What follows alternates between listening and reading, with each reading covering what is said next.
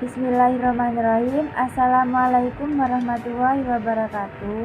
Yang terhormat Bapak Dr. Andes Arif Junaidi selaku dosen pembimbing pada mata kuliah PKM serta teman sejawat kelas yang saya banggakan. Puji syukur marilah kita panjatkan kepada Allah Subhanahu wa taala dan salawat serta salam semoga tetap tercurahkan kepada baginda Rasulullah Muhammad sallallahu alaihi wasallam. Adapun topik yang akan kita bicarakan mengenai pada diskusi kali ini yaitu tentang perencanaan kurikulum. Saya, Ratna Septiantika, selaku moderator akan membimbing jalannya diskusi ini. Sebelumnya saya akan memperkenalkan anggota kelompok, yang dimana anggota kelompok pemateri 1 yaitu Mbak Zahrin, yang kedua saya sendiri, yang ketiga Mbak Dea Nanda Prasilia, yang keempat Mas Fikri Fahamsyah. Bismillahirrahmanirrahim. Nama saya Zahrin Nurul Naim, NIM 2051011070003. Pada kesempatan ini saya akan membahas tentang karakteristik dan aspek-aspek dalam perencanaan kurikulum. Yang pertama tentang karakteristik perencanaan kurikulum. Dalam buku yang berjudul Manajemen Kurikulum karangan Syafarudin dan Amiruddin menjelaskan bahwa perencanaan kurikulum memiliki karakteristik atau sifat-sifat. Yang pertama, bersifat strategis karena merupakan instrumen yang sangat penting untuk menuju tujuan pendidikan nasional. Yang kedua, bersifat komprehensif, yaitu mencakup seluruh aspek kehidupan. Yang ketiga, bersifat integratif, artinya perencanaan kurikulum mengintegrasikan rencana pembelajaran yang mencakup pengembangan dimensi kualitas dan kuantitas. Yang keempat, bersifat realistik, artinya perencanaan kurikulum berdasarkan pada kebutuhan nyata peserta didik dan masyarakat. Yang kelima, bersifat humanistik. Artinya, perencanaan kurikulum fokus pada pengembangan sumber daya manusia, baik secara kualitatif maupun kuantitatif. Yang keenam, bersifat futuralistik, yakni perencanaan kurikulum berpedoman pada masa depan untuk membangun masyarakat yang maju. Yang ketujuh, perencanaan kurikulum merupakan bagian integral yang mendukung manajemen pendidikan secara sistemik. Yang kedelapan, perencanaan kurikulum mengacu pada pengembangan kompetensi sesuai dengan standar nasional. Yang kesembilan, bersifat spesifik, artinya perencanaan kurikulum spesifik pada tujuan untuk melayani keragaman peserta didik. Yang ke-10, bersifat desentralistik, artinya perencanaan kurikulum dikembangkan oleh daerah sesuai dengan kondisi dan potensi daerah masing-masing. Selanjutnya yaitu asas-asas perencanaan kurikulum. Dalam KBBI, asas diartikan sebagai dasar atau sesuatu yang menjadi tumpuan berpikir atau berpendapat. Dalam buku karangan Amiruddin dan Syafarudin yang berjudul Manajemen Kurikulum menjelaskan bahwa perencanaan kurikulum disusun berdasarkan asas-asas. Yang pertama, objektivitas. Artinya, perencanaan kurikulum memiliki tujuan yang jelas dan spesifik sesuai dengan tujuan pendidikan nasional dan data input yang nyata sesuai dengan kebutuhan. Yang kedua, keterpaduan. Artinya, perencanaan kurikulum memadukan jenis dan sumber dari semua disiplin ilmu, keterpaduan sekolah dan masyarakat, keterpaduan internal, serta keterpaduan dalam proses penyampaian. Yang ketiga, manfaat. Perencanaan kurikulum menyediakan dan menyajikan pengetahuan dan keterampilan sebagai bahan masukan untuk pengambilan keputusan dan tindakan, serta bermanfaat sebagai acuan strategis dalam penyelenggaraan proses belajar mengajar. Yang keempat, efisiensi dan efektivitas. Perencanaan kurikulum disusun berdasarkan efisiensi dana, efisiensi tenaga, efisiensi waktu, dan efektivitas dalam mencapai tujuan pendidikan. Yang kelima, kesesuaian. Perencanaan kurikulum disesuaikan dengan sasaran peserta didik, kemampuan tenaga pendidik, kemajuan teknologi, dan perubahan atau perkembangan masyarakat. Yang keenam, keseimbangan. Perencanaan kurikulum memperhatikan keseimbangan antara jenis bidang studi, sumber yang tersedia, serta kemampuan dan program yang akan dilaksanakan. Yang ketujuh, kemudahan. Perencanaan kurikulum memberikan kemudahan bagi para pemakai kurikulum yang membutuhkan pedoman berupa bahan kajian dan metode untuk melaksanakan proses pembelajaran. Yang kedelapan, berkesinambungan. Perencanaan kurikulum disusun secara berkesinambungan sejalan dengan tahapan-tahapan, jenis, dan jenjang pendidikan. 9. Pembakuan. Perencanaan kurikulum dibakukan sesuai dengan jenjang dan jenis pendidikan, mulai dari pusat, provinsi, hingga kabupaten. Yang ke-10, mutu. Perencanaan kurikulum memuat perangkat pembelajaran yang bermutu, sehingga dapat meningkatkan mutu proses belajar dan kualitas lulusan secara menyeluruh. C. Perkembangan kurikulum dengan pendekatan sistem. Berikut langkah-langkah pengembangan kurikulum dengan menggunakan pendekatan sistem. Pertama, merumuskan masalah, yaitu menentukan masalah, analisis kebutuhan, menentukan prioritas, menganalisis latar, ciri-ciri peserta didik, kondisi atau hambatan, sumber-sumber, mengatur pengelolaan, analisis tugas, tanggung jawab, dan penjadwalan. Kedua, mengidentifikasi strategi pemecah masalah yang meliputi menentukan tujuan pembelajaran, menentukan strategi, pendekatan, metode, dan membuat prototipe, bahan-bahan pembelajaran, dan bahan-bahan evaluasi. Ketiga, melakukan evaluasi yang meliputi uji coba prototipe, melakukan uji coba, mengumpulkan data dan evaluasi, analisis hasil uji coba, penyempurnaan langkah-langkah terdahulu, review, menetapkan, dan melaksanakan. D. Perumusan tujuan kurikulum. Tujuan perencanaan kurikulum dikembangkan dalam bentuk karakter teori dan penelitian terhadap kekuatan sosial, pengembangan masyarakat, kebutuhan, dan gaya belajar mahasiswa. Beberapa keputusan harus dibuat ketika merencanakan kurikulum, dan keputusan tersebut harus mengarah pada spesifikasi berdasarkan kriteria. Ada beberapa alasan tujuan perlunya dirumuskan dalam kurikulum, antara lain, tujuan erat kaitannya dengan arah dan sasaran yang harus dicapai oleh setiap penyelenggara pendidikan. Tujuan yang jelas dapat membantu para pengembang kurikulum dalam mendesain model kurikulum yang dapat digunakan, bahkan akan membantu guru dalam mendesain sistem pembelajaran. Tujuan kurikulum yang jelas dapat digunakan sebagai kontrol dalam menentukan batas dan kualitas pembelajaran. Bismillahirrahmanirrahim. Saya Deananda Presilia, nomor NIM 20510107002. Dalam kesempatan ini saya akan membahas tentang tujuan kurikulum dan isi kurikulum. Adapun tujuan kurikulum itu dirumuskan dalam dua hal. Yang pertama adalah perkembangan tuntutan, kebutuhan, dan kondisi masyarakat. Perkembangan tuntutan di sini seperti zaman itu yang selalu berubah. Nah, maka pendidikan harus dijalankan sesuai dengan ketentuan perubahan itu.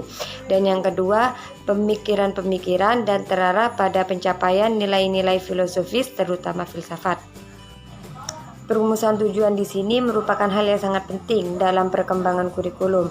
Ada beberapa alasan tujuan perlunya dirumuskan dalam kurikulum ini, antara lain tujuan yang pertama adalah kaitannya dengan arah dan sasaran yang harus dicapai oleh setiap penyelenggara pendidik.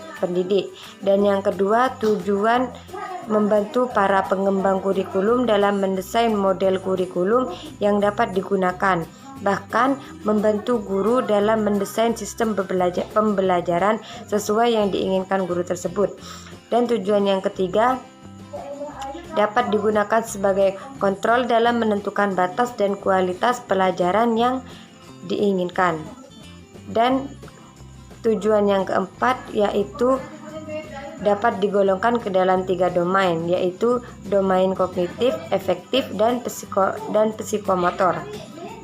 Desain kognitif di sini perilaku menekan aspek intelektual seperti pengertian, pengetahuan, dan keterampilan berpikir. Sedangkan afektif di sini adalah berisi perilaku yang menekan aspek perasaan dan emosi seperti minat, sikap, apresiasi, dan cara menyesuaikan diri atau adaptasi.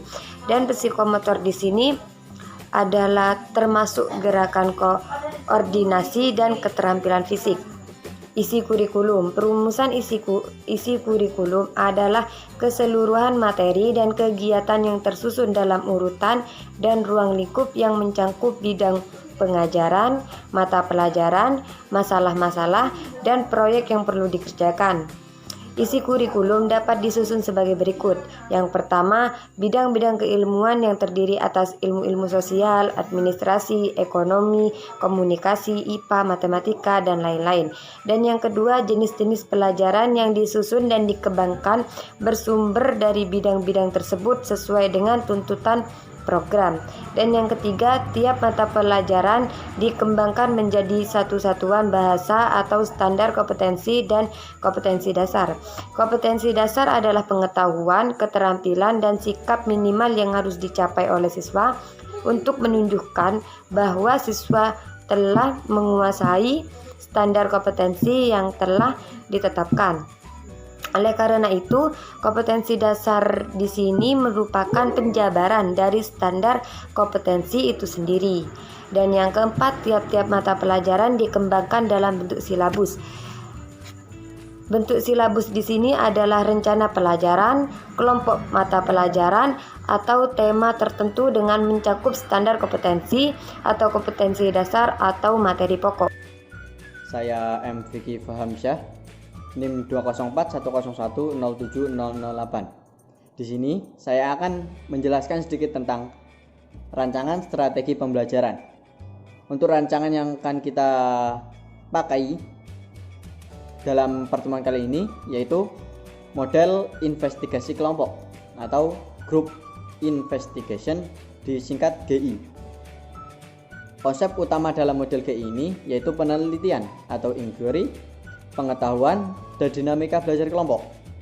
Dalam interaksi dinamika kelompok terjadi berbagai proses, berbagi ide dan pendapat berdasarkan suatu argumentasi serta saling tukar pengalaman.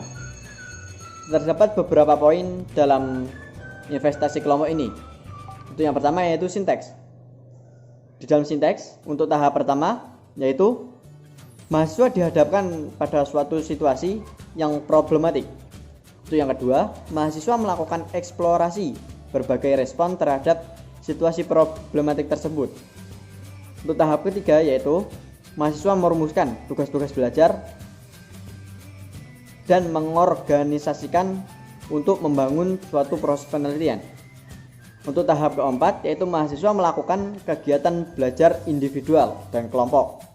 Untuk yang kelima, mahasiswa menganalisis kemajuannya yang dilakukan dalam proses penelitian kelompok. Untuk tahap yang terakhir yaitu pengulangan kegiatan rancang, model, dan media pembelajaran. Untuk poin yang kedua yaitu social system. Social systemnya yang pertama yaitu sistem sosial yang terjadi dalam model ini bersifat demokratis yang ditandai adanya keputusan-keputusan sebagai bentuk konsensus berdasarkan permasalahan yang akan dipecahkan. Itu yang kedua,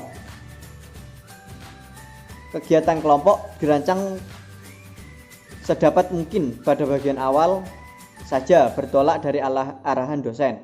Untuk yang ketiga, situasi kelas tidak begitu struktur dan formal, jadi lebih santai. Untuk yang keempat, dosen dan mahasiswa memiliki status yang sama menghadapi masalah yang akan dipecahkan. Yang terakhir yaitu iklim kelas ditandai oleh proses interaksi yang bersifat konsensus. Untuk poin yang ketiga yaitu principles of reaction. Dosen berperan sebagai konsultan, berikan arahan kepada mahasiswa, berikan kritikan yang bersifat bersahabat dan membangun, dan yang terakhir berikan bantuan kepada mahasiswa kalau dirasa mahasiswa itu mengalami kesulitan.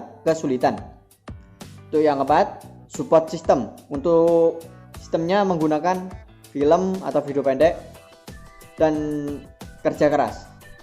Untuk yang kelima, introduction and neutral effect, yaitu memahami hakikat sosial, memahami prosedur penelitian sosial, dan yang lain-lain. Lalu, di sini saya akan menjelaskan tentang skenario pembelajaran model group investigation. Untuk kegiatan pembelajarannya yaitu 1. Sajian situasi bermasalah. 2. Bimbing proses eksplorasi. Untuk ketiga, pacu diskusi kelompok. Keempat, pantau kegiatan belajar. Dan kelima, cek kemajuan belajar kelompok. Untuk langkah pokoknya, mula-mula mahasiswa disajikan situasi bermasalah. Untuk yang selanjutnya, mahasiswa disuruh mengeksplorasi. Apa sih yang membuat masalah? Apa sih yang membuat hal tersebut bermasalah? Dan bagaimana cara untuk mengatasinya? Dan selanjutnya, mahasiswa merumuskan tugas belajar untuk kegiatan belajar. Dan yang terakhir, analisis kemajuan. Kegiatan siswanya amati situasi bermasalah, selesai permasalahan, temuan kunci permasalahan, rumuskan apa yang harus dilakukan, atau pembagian tugas kelompok, belajar individu dan kelompok, cek tugas yang harus dikerjakan, cek proses dan hasil penelitian kelompok, lakukan tindakan lanjut. Untuk selanjutnya yaitu merancang strategi penilaian. Hal yang berkaitan dengan bentuk instrumen, tes, dan penskorannya seperti berikut ini. Yang pertama yaitu pilihan ganda. Bentuk soal pilihan ganda dapat dipakai untuk menguji penguasaan kompetensi pada tingkat berpikir rendah seperti pengetahuan dan pemahaman, sampai pada tingkat berpikir tinggi seperti aplikasi, analisis, sintesis, dan evaluasi. Untuk yang kedua yaitu bentuk benar salah.